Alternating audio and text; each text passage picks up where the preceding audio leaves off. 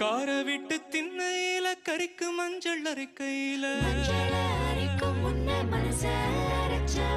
கரிசக்காட்டு ஓடையில கண்டாங்கி துவைக்கையில அந்த கழுத்து மேட்டில் என்ன இழுத்து முடிஞ்சுக்கிட்டு போறவட அந்த கல்யாண சேலையில கண்ணீரை தொடச்சுக்கிட்டு போற